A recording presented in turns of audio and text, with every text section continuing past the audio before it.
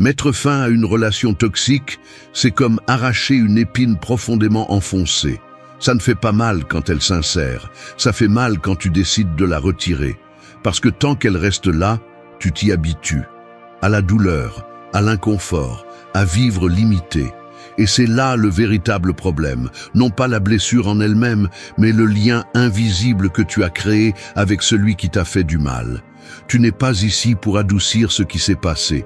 Tu es ici parce que tu sais qu'il y a quelque chose en toi qui ne supporte plus de justifier l'injustifiable. Parce que tu pressens que être émotionnellement intelligent ne signifie pas continuer à endurer. Cela signifie apprendre à lâcher prise, à identifier la manipulation même si elle est déguisée en affection, à dire « assez » sans que ta voix tremble. Ce n'est pas un message pour les personnes qui cherchent la vengeance. C'est pour ceux qui sont prêts à arrêter de se trahir eux-mêmes. Pour ceux qui ont compris que la clôture ne se supplie pas, elle se construit de l'intérieur. Que pardonner n'est pas permettre le retour, que le silence n'est pas toujours soumission, et que ta paix mentale n'est pas un terrain d'accès libre pour celui qui a déjà franchi toutes les limites. Trop souvent, tu as attendu que l'autre te donne des explications, te dise pourquoi il a fait ce qu'il a fait, te clôture l'histoire. Mais la vérité est simple et dure. Celui qui t'a blessé consciemment ne mérite pas d'écrire la fin de ton histoire. Cette fin t'appartient. Elle est à toi. Et elle commence le jour où tu décides que tu ne vas plus t'oublier pour essayer de sauver celui qui n'a pas voulu rester. Reste, parce que cette vidéo est un appel au réveil. Non pas à partir de la rancœur, mais à partir de la clarté, du respect de soi, de cette partie de toi qui ne cherche plus à être entendue, mais à s'écouter elle-même. Ici, nous ne te donnerons pas d'excuses, nous te donnerons de la force, parce que jamais plus signifie jamais plus. Et cette fois, tu vas le dire pour de vrai. 1. Tu n'as pas besoin de sa clôture pour écrire ta fin. Une porte peut rester entrouverte pendant des années, rouillant avec le temps, laissant entrer de l'air froid, des souvenirs qui font mal et des mots qui n'ont jamais été prononcés. Mais cette porte ne se ferme pas toute seule, et ce n'est pas non plus l'autre qui doit le faire, parce que celui qui apprécie vraiment ce qu'ils ont construit ne la laisse pas ainsi. Si aujourd'hui cette histoire reste ouverte, c'est parce que toi, dans un coin de ta conscience, tu continues d'espérer qu'ils reviennent. Non pas pour rester, mais pour te donner la clôture que tu peux te donner toi-même. Te rends-tu compte de l'erreur? Tu lui as donné le pouvoir de te blesser, et ensuite aussi le pouvoir de te guérir, comme si c'était sa responsabilité de te ramasser du sol, comme si la même personne qui t'a trahi était maintenant chargée de te consoler. Ce n'est pas de l'amour, ni de la sagesse, ni de la logique émotionnelle, c'est de la dépendance, c'est un piège qui répète « Quand il m'expliquera, je pourrai continuer ». Mais ce n'est pas vrai, tu n'as pas besoin de ces mots pour avancer, tu as besoin de ta décision. Beaucoup se perdent là, ils sont paralysés, ils restent émotionnellement bloqués parce que quelqu'un les a laissés sans explication. Mais je te le dis clairement, si quelqu'un a choisi de te blesser consciemment, s'il t'a manipulé, s'il t'a trahi, s'il savait parfaitement ce qu'il faisait et qu'il l'a fait quand même, quelle sorte d'explication attends-tu? Une qui rachète son acte? Une qui te fait comprendre et donc te libérer? La libération ne vient pas de comprendre l'autre, mais de se comprendre soi-même, de reconnaître que c'était assez, que ce que tu as vécu t'a suffi pour savoir qu'il n'y a rien de plus à chercher. Accepter cela n'est pas de la froideur, c'est de la maturité émotionnelle. C'est arrêter d'attendre que l'autre ferme un cycle que seul toi peux clôturer. Parce que le mal qu'on t'a fait ne sera pas effacé par des excuses, ni le vide ne sera comblé par une conversation en suspens. La véritable clôture n'est pas un événement, c'est une décision que tu prends seul, en silence, le jour où tu comprends que tu ne mérites pas de rester bloqué dans l'attente. Et oui, l'âme fait mal quand on ne lui donne pas la fin qu'elle espérait. Mais ça fait plus mal de continuer à attendre de quelqu'un qui a clairement montré qu'il ne se souciait pas du tout de la fin. Alors, vas-tu rester là, assis, regardant une porte rouillée, espérant qu'elle se referme avec tendresse? Ou vas-tu te lever, faire un pas et la fermer toi-même, une fois pour toutes? Tu n'as pas besoin qu'il comprenne, qu'il accepte, qu'il le regrette. Parce que tu ne cherches pas la justice, tu cherches la paix. Et la paix ne dépend pas de l'autre, elle dépend de toi. Que tu aies le courage de dire « cette histoire est terminée », même s'il reste encore des pages blanches. Que tu comprennes que la clôture n'est pas quand l'autre revient pour s'expliquer, c'est quand tu décides de ne plus ouvrir la porte. Alors écris-le toi-même, mets-y un point final toi-même, non pas par fierté mais par respect de soi, parce que ce chapitre ne te représente plus, parce que ta vie ne peut pas dépendre de celui qui a décidé de te lâcher, et parce qu'attendre que quelqu'un te ferme l'histoire, c'est la façon la plus lente de continuer à souffrir. 2. Tout le monde ne mérite pas d'accéder à ton calme. Tu ne laisses pas la porte de ta maison ouverte pour que n'importe qui entre. Tu ne permets pas aux inconnus de fouiller tes tiroirs, d'utiliser tes affaires ou de salir tes murs. Alors pourquoi laisses-tu ta paix émotionnelle ouverte comme si c'était une gare de passage? Il y a des gens qui ne cherchent pas à rester, juste à faire irruption, qui n'apportent pas le calme, mais le chaos. Mais comme ils n'arrivent pas en criant, mais déguisés en affection, tu baisses la garde. Tu leur donnes accès, confiance, espace, et quand tu t'en rends compte, ton monde intérieur ne t'appartient plus. Ils sont entrés, ont tout dérangé, et tu doutes encore s'y mettre des limites et de l'égoïsme. Tu confonds accessibilité avec amabilité, et cela te coûte cher, parce qu'il y a des gens qui ne comprennent que les portes fermées, qui ne réagissent que lorsqu'on leur interdit le passage, qui ne respectent ni les signaux, ni les fragilités, ni le silence que tu chéris comme refuge. Et le plus grave, c'est que parfois, ce ne sont pas des étrangers. Parfois, ce sont des personnes que tu as aimées, des personnes à qui tu as dit « elles ne me feraient jamais de mal ». Et elles t'ont fait du mal. Pas une fois, mais plusieurs. Parce que toi, au nom de la compréhension, tu as laissé l'entrée ouverte. La paix n'est pas quelque chose qui t'arrive quand tout autour de toi est parfait. C'est une décision que tu construis quand tu choisis fermement quelles voix tu laisses entrer dans ta tête et lesquelles tu n'autorises pas. Qui a accès à tes émotions, à ton temps, à tes pensées. Et surtout c'est qui ne le mérite plus, même s'il le supplie, même s'il essaie de revenir, même s'il te dit qu'il a changé. Parce qu'une personne peut changer, oui, mais cela ne signifie pas que tu dois lui permettre de nouveau de franchir là où elle a déjà détruit quelque chose en toi. Une personne émotionnellement intelligente ne devient pas inaccessible, elle devient sélective. Elle ne cesse pas de ressentir, elle cesse de donner son énergie à celui qui a déjà prouvé qu'il ne sait pas en prendre soin. Elle cesse de répondre à chaque provocation. Elle cesse d'ouvrir la porte simplement parce que quelqu'un insiste. Et ce n'est pas de l'arrogance, c'est de la protection. Ce n'est pas de la froideur, c'est de la maturité. Parce que tu as compris que ta paix intérieure est sacrée, pas publique. Elle ne se partage pas avec n'importe qui, elle ne se négocie pas. Elle ne se justifie pas, elle se protège. On t'a appris que mettre des limites, c'est être dur, que dire non, c'est être fermé, que s'éloigner, c'est de l'égoïsme. Mais personne ne t'a expliqué combien il coûte de laisser ta paix ouverte à n'importe qui. L'anxiété, l'insomnie, les doutes constants, la culpabilité injustifiée, la peur de perdre quelqu'un qui est déjà en train de te quitter. Et quand tu décides enfin de te protéger, les discours habituels reviennent, tu deviens froid, tu as changé, tu n'es plus le même.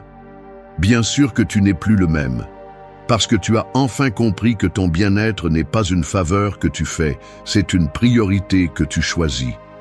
Alors, réponds-toi avec honnêteté. Combien de personnes as-tu laissé entrer par peur de paraître cruel?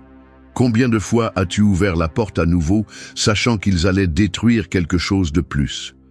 Et combien de fois es-tu resté à ramasser ce qu'ils ont brisé, justifiant le chaos comme s'il faisait partie de l'amour? Ta paix n'est pas un décor, c'est une fondation. Si elle s'effondre, tout tombe. Alors arrête de te comporter comme si n'importe qui pouvait y passer. Plus d'entrée sans filtre, plus d'accès libre. L'amour que tu mérites commence par le respect que tu te donnes. Et personne n'a le droit d'envahir cela, même s'il vient avec des promesses, des excuses ou des larmes qui ne signifient plus rien. Celui qui a eu ta paix et ne l'a pas valorisée ne mérite pas de la fouler à nouveau. C'est aussi clair, aussi ferme, aussi nécessaire. 3. Ta bonté n'est pas une permission pour qu'ils te détruisent. Certains ne cherchent pas la lumière pour éclairer leur chemin, ils la cherchent pour se cacher derrière. Ils s'approchent de ta noblesse non pas pour la valoriser, mais pour l'utiliser comme bouclier de leurs propres ombres. Et quand ils trouvent en toi quelqu'un d'empathique, quelqu'un qui écoute, qui comprend, qui pardonne, tous ne le remercient pas. Certains l'exploitent, ils l'utilisent, ils l'étirent jusqu'à ce qu'il se brise. Et quand il se brise, ils agissent surpris, comme s'ils n'étaient pas ceux qui, à chaque geste subtil, ont testé jusqu'où ils pouvaient aller sans conséquence. C'est le prix que beaucoup paient pour avoir un cœur pur dans un monde plein d'intérêts. Tu commences à vouloir comprendre et tu finis par justifier ce qui n'a pas de justification. Tu te dis qu'il traverse simplement une mauvaise passe, qu'il ne l'a peut-être pas fait intentionnellement, que nous faisons tous des erreurs. Et oui, nous en faisons tous. Mais il y a des erreurs qui sont des accidents et d'autres qui sont des choix. Quand quelqu'un te blesse en étant pleinement conscient de ce qu'il fait, tu n'es pas face à une négligence, tu es face à un mépris. Être bon ne signifie pas accepter tout. Cela ne signifie pas regarder ailleurs pendant qu'il se moque de tes limites. L'intelligence émotionnelle n'est pas dans la tolérance de l'intolérable, mais dans le fait de savoir quand ta compassion ne guérit plus, mais t'épuise. Parce que lorsque ton énergie est dépensée à sauver encore et encore celui qui te tire vers le bas, tu n'es pas fort, tu es manipulé. Tu as trop souvent confondu maturité et silence, et cela t'a coûté cher.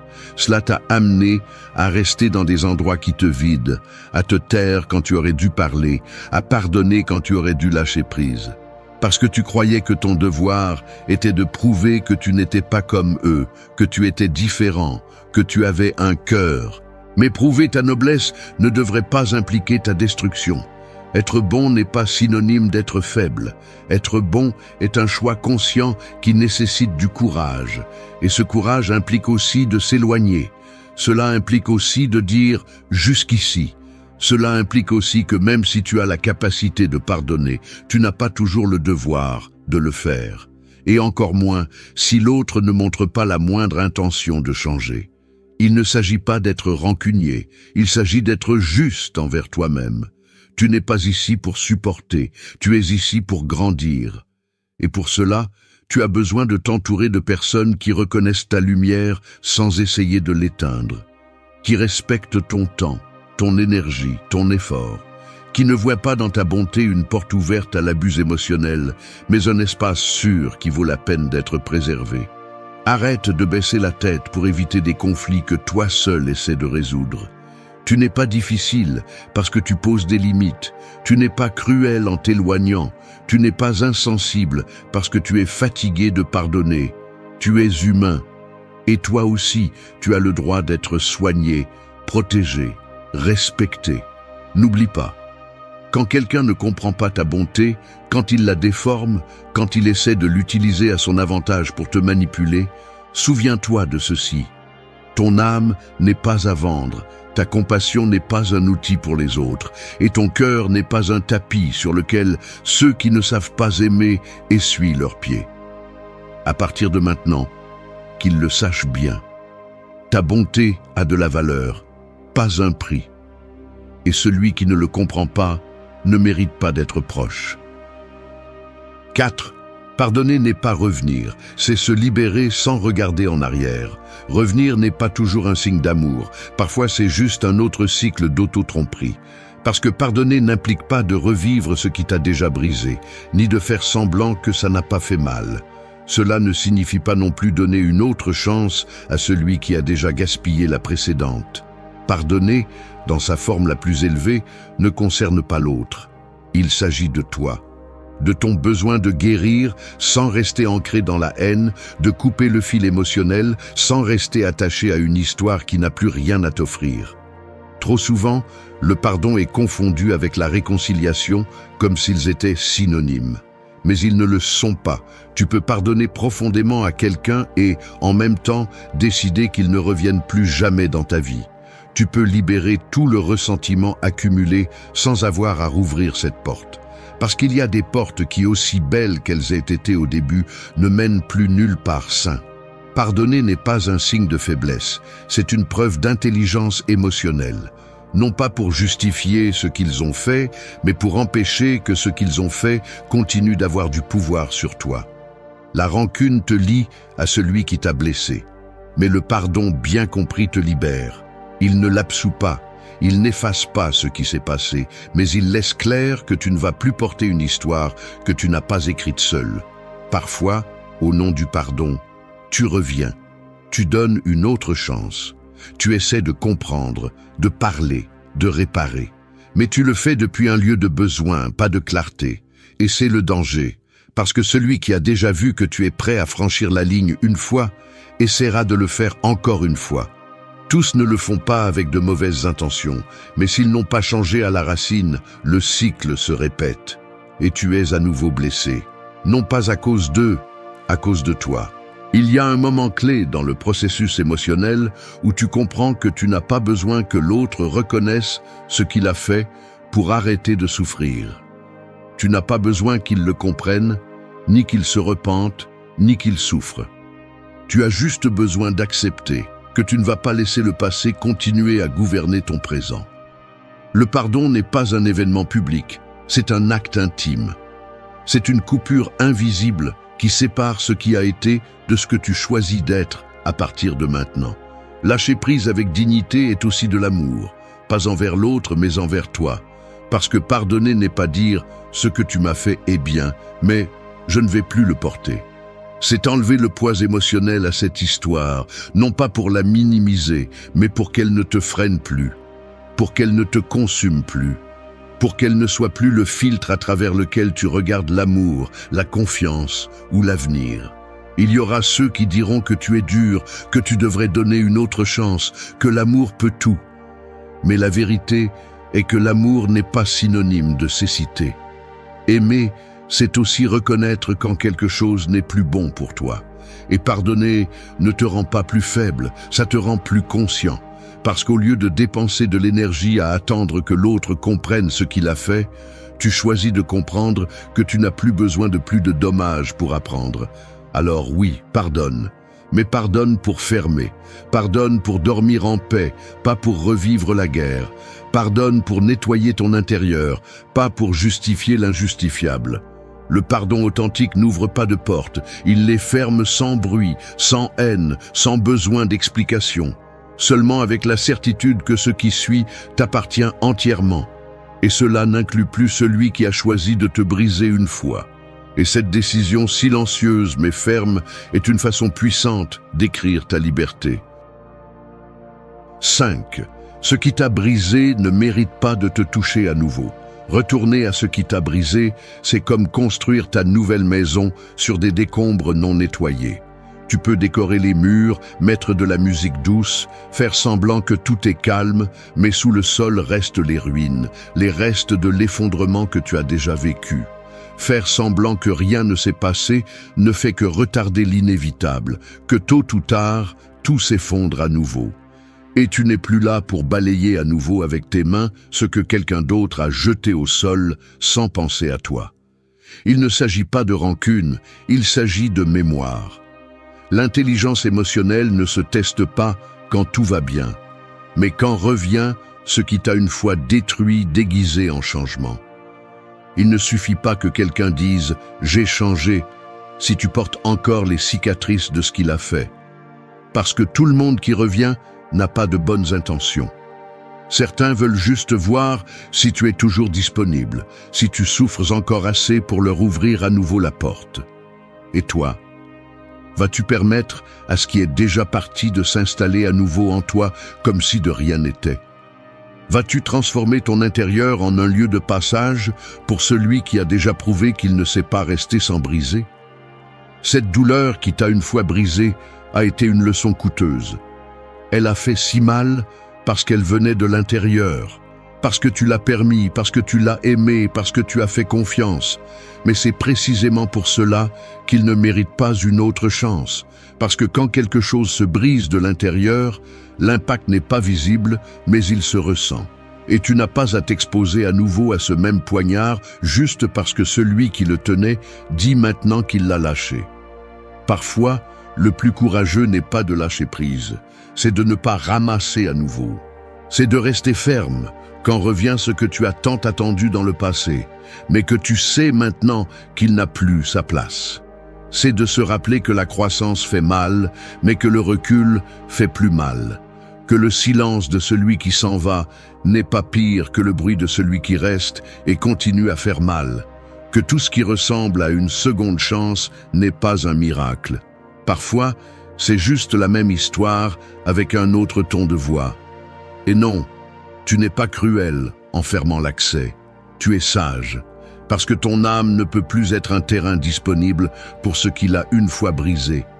Parce que grandir, c'est aussi comprendre que certaines portes ne se ferment pas avec haine, mais avec respect de soi. Que se protéger n'est pas un acte de froideur, c'est un acte de clarté. Et que si quelque chose t'a détruit une fois, il ne mérite pas de revenir avec la promesse de ne pas le refaire. Quand quelqu'un te dit qu'il a changé, écoute, mais ne donne pas, ne cède pas. N'oublie pas ce qu'il t'a coûté de respirer à nouveau tranquillement. Parce que parfois, l'erreur n'est pas de pardonner. L'erreur est d'oublier ce que tu as pardonné. Et de permettre à celui qui n'a jamais appris à rester sans détruire de revenir. Alors décide avec fermeté. Si tu as déjà nettoyé ton espace intérieur, ne le contamine pas avec ce qu'il a fait s'effondrer une fois. Peu importe combien de mots doux ils utilisent. Ce qui a brisé ton âme ne mérite pas une deuxième résidence, parce que maintenant ta vie n'est plus un refuge pour le mal. C'est un temple, et tout le monde n'entre pas. 6. Le silence que tu choisis est plus sage que 1000 explications. Une graine ne crie pas lorsqu'elle grandit, mais cela ne signifie pas qu'elle ne se transforme pas en quelque chose de plus fort. Ton processus est également vu de l'extérieur, silencieux, ferme, serein, mais profond, car le véritable changement n'a pas besoin d'être annoncé.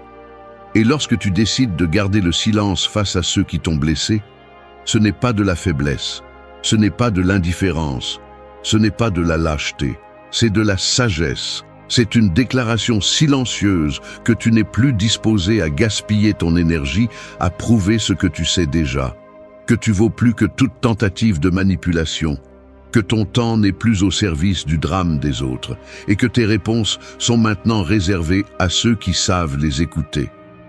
Tout le monde ne mérite pas une explication. Tout le monde ne mérite pas ta voix.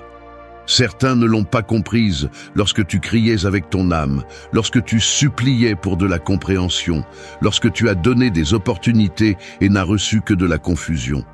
Alors maintenant, tu choisis le silence, mais pas comme une punition, comme une évolution, car tu as appris que t'expliquer encore et encore face à quelqu'un qui ne veut pas comprendre, c'est t'épuiser inutilement.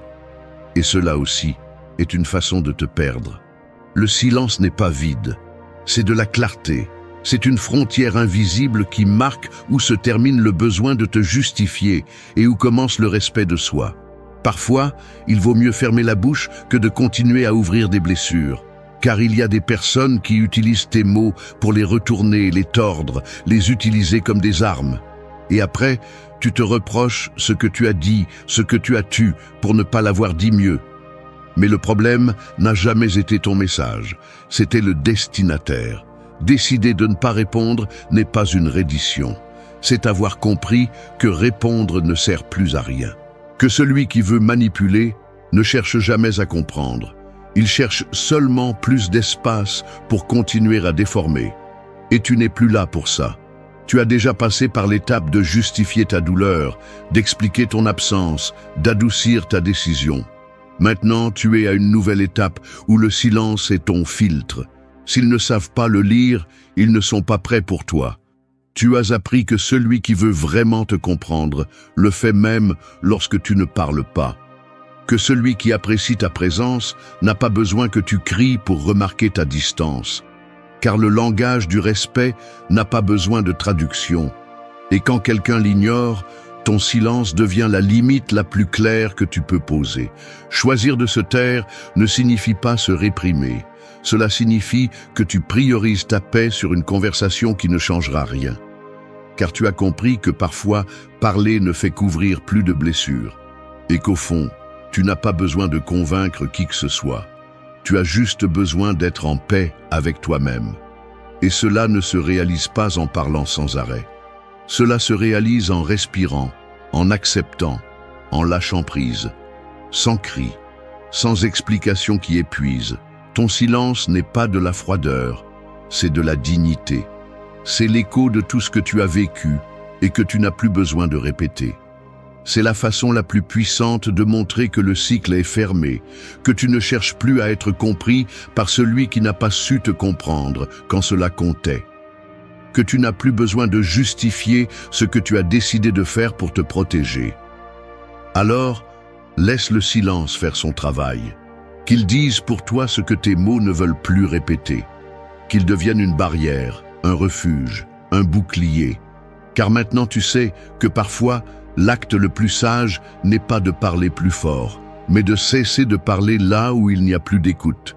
Et dans ce silence, tu trouveras quelque chose que les 1000 explications ne t'ont jamais donné, la paix. 7. L'espoir ne justifie pas de retourner à l'endroit où tu t'es perdu. Parfois, la carte la plus dangereuse n'est pas celle qui n'a pas de chemin, mais celle qui te mène directement au même abîme déguisé en promesse. Parce que l'espoir, lorsqu'il n'est pas bien dirigé, peut être une boussole cassée. Il te fait tourner en rond, revenir là où tu as déjà souffert, insister sur celui qui a déjà prouvé qu'il ne va pas changer. Non pas parce que tu es naïf, mais parce que tu crois encore que le bien que tu as vu une fois peut revenir. Mais la vérité est celle-ci. Tout ce que tu désires ne mérite pas une deuxième recherche. Surtout si, pour revenir, tu dois te trahir à nouveau. Ne te trompe pas. L'espoir n'est pas un ennemi. Il est nécessaire. C'est ce qui te soulève, ce qui te pousse, ce qui te fait continuer. Mais il peut aussi devenir dangereux lorsque tu l'utilises pour justifier des décisions que tu sais déjà qu'elles sont contre toi. Quand tu insistes sur une histoire qui est déjà écrite. Quand tu te convaincs que les choses seront différentes simplement parce que tu le veux, pas parce qu'il y a de vraies raisons d'y croire. Combien de fois es-tu retourné au même endroit simplement parce que tu avais foi en ce que cette fois serait différente? Combien de fois as-tu fait taire ton intuition pour donner une nouvelle chance à celui qui t'a déjà déçu plus d'une fois? Et chaque fois, tu t'es promis que c'était la dernière, que cette fois, il allait changer. Mais il n'a pas changé, parce que ton désir ne suffisait pas, parce que le désir ne remplace pas la volonté de celui qui ne veut pas s'améliorer, ni la conscience de celui qui ne reconnaît pas ce qu'il a brisé. Ton espoir ne peut pas être plus grand que ta dignité. Si pour rester, tu as besoin de faire taire ta douleur, de justifier le mal, de minimiser ce que tu as vécu, alors ce n'est pas de l'espoir, c'est du déni. Et ce déni devient une forme subtile d'auto-abandon. Parce qu'il ne s'agit pas seulement de vouloir que quelque chose fonctionne, il s'agit de vérifier à quel prix. Le stoïcisme enseigne que nous ne devons pas souhaiter que le monde change pour nous, mais apprendre à voir le monde tel qu'il est. Et accepter ce qui est ne signifie pas te résigner. Cela signifie arrêter d'idéaliser. Cela signifie voir la personne que tu as en face avec clarté, pas avec nostalgie, pas avec la version que tu voudrais qu'elle soit, mais avec celle qu'elle est vraiment. Quand une relation t'a fait perdre ta paix, ton énergie, ton identité, revenir par espoir et marcher vers le même puits, les yeux bandés. Tu crois que tout ira mieux, mais quelque chose en toi le sait déjà. Cet endroit t'a déjà brisé une fois. Et si tu y retournes, il est très probable qu'il le fasse à nouveau. Alors arrête-toi, respire, regarde bien. Demande-toi si cet espoir qui te pousse est vraiment le tien ou si c'est un besoin mal canalisé de ne pas accepter la fin. Ne confonds pas la foi avec l'attachement. Ne confonds pas l'endurance avec l'aveuglement. Le courage n'est pas toujours dans l'insistance. Parfois, il est dans le fait de savoir s'arrêter à temps. Comprendre que tout ce qui est parti ne doit pas revenir, qu'il y a des endroits qui t'ont tellement marqué que revenir n'est pas guérir, c'est rouvrir la même blessure. Tu décides quoi faire avec ce que tu rêves. Mais si ton espoir te ramène à la même douleur, ce n'est pas de la lumière, c'est un piège. Apprends à le diriger, à l'utiliser pour construire, pas pour répéter. Parce que le chemin vers une vie plus épanouissante ne se trouve pas là où tu t'es perdu une fois. Il se trouve quand tu arrêtes de revenir. 8. Ne t'oublie plus jamais pour sauver quelqu'un qui n'a pas voulu rester. Te perdre toi-même est le prix le plus élevé que tu peux payer pour quelqu'un. Et pourtant, beaucoup le font. Tu te tais sur ce que tu ressens. Tu supportes ce que tu ne mérites pas. Tu justifies ce qui n'a plus de sens. Tout cela pour essayer de sauver ce qui, au fond, tu sais déjà perdu. Tu t'oublies pour soutenir quelqu'un qui a déjà lâché prise depuis longtemps. Et ce n'est pas de l'amour, c'est de l'abandon. Mais pas le leur, le tien, celui que tu commets envers toi-même chaque fois que tu restes là où tu n'es plus vu, valorisé ni respecté. Une relation saine ne t'exige jamais de disparaître pour la maintenir en vie. Si tu dois cesser d'être toi pour que l'autre se sente bien, alors tu n'es plus dans une relation, tu es dans une reddition constante. Et le plus cruel, c'est que souvent, cette personne pour qui tu t'es vidé ne l'a même pas demandé. Elle n'est tout simplement pas restée, elle n'a pas lutté, elle ne t'a pas choisi quand tu en avais le plus besoin. Et toi, tu es resté là, croyant qu'avec plus d'amour, tu pourrais réparer ce qui se brisait clairement tout seul. Mais il est temps d'arrêter de romantiser le sacrifice. Plus de discours justifiant la douleur au nom de l'espoir. Plus d'excuses qui te maintiennent lié à quelqu'un qui n'a pas fait la moitié de ce que tu as fait. Parce que prendre soin de toi, c'est aussi de l'amour. Et c'est le premier que tu dois retrouver quand tout devient chaotique. Ce n'est pas un appel à durcir, mais à se réveiller. Comprendre que l'amour de soi n'est pas de l'égoïsme, c'est de la responsabilité. Que tu ne peux plus repousser ton bien-être pour quelqu'un qui n'a pas montré d'intérêt à rester quand cela comptait le plus. Et si une fois tu l'as fait, c'est bien. Parce qu'aujourd'hui tu es là pour ne plus le refaire. La vidéo que tu viens de voir n'est pas seulement une réflexion, c'est un miroir. Un miroir qui n'adoucit pas ce qui a été vécu, qui ne cache pas ce qui a fait mal, mais qui ne te laisse pas non plus rester dans la blessure. Parce que tu as compris que la clôture ne vient pas de l'autre, c'est toi qui la décides.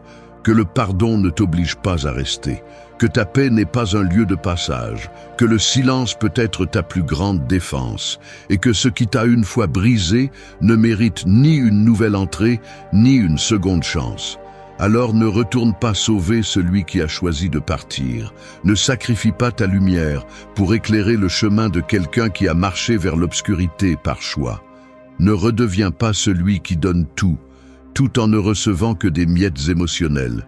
Souviens-toi, celui qui veut vraiment rester ne met pas à l'épreuve ta capacité à supporter, mais ta capacité à être libre, intègre, toi-même.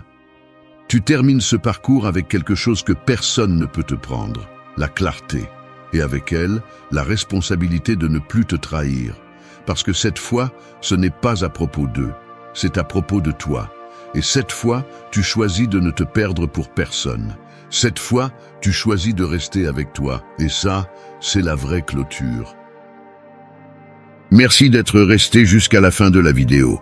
Si vous avez tout vu, commentez « Je suis stoïcien » comme notre signe secret, indiquant que vous êtes un véritable apprenant du stoïcisme. N'oubliez pas de vous abonner et de liker la vidéo si elle vous a plu. Rendez-vous dans la prochaine vidéo et rappelez-vous, continuez à cultiver votre esprit stoïque.